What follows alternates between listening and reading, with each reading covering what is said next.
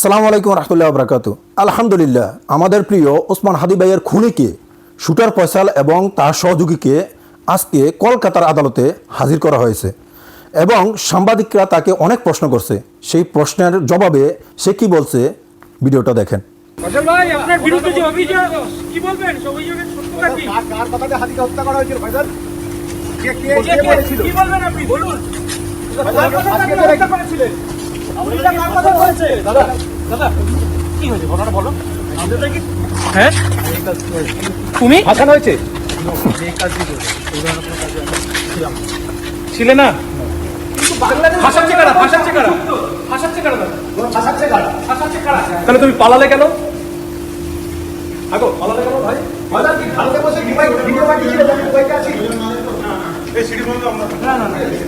ফয়সাল, ভিডিওটা কি ভারতে করেছিলেন না দুবাই বসে? ফয়সাল কে ফাঁসাচ্ছে? নামটা একটু বলে যাও। ফয়সাল কে ফাঁসাচ্ছে তোমাদের? এরা নাকি ফাঁসাই দিয়েছে। ফয়সাল কি কে কেন হাদিকে দাদা তোমাদের অ্যারেস্ট করা হয়েছে। আপনি কি হত্যা করেছেন? হাদি হত্যা তোমাদের সব ফয়সাল হাদিকে হত্যা করতে আপনি কি হত্যা করেছেন হাদিকে? দাদা কেন অ্যারেস্ট করেছে আপনাকে? দাদা দাদা কেন? দাদা আপনার স্টেটমেন্ট ছিল, আপনি বলুন।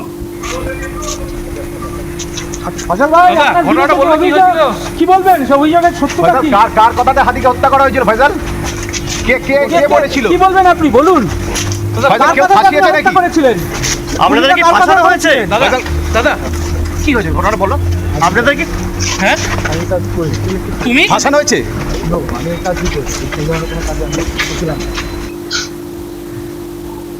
ভিডিওর কথাগুলো তো শুনলেন, ওকে যে প্রশ্নগুলো করা হয়েছে ও কি জবাব দিছে।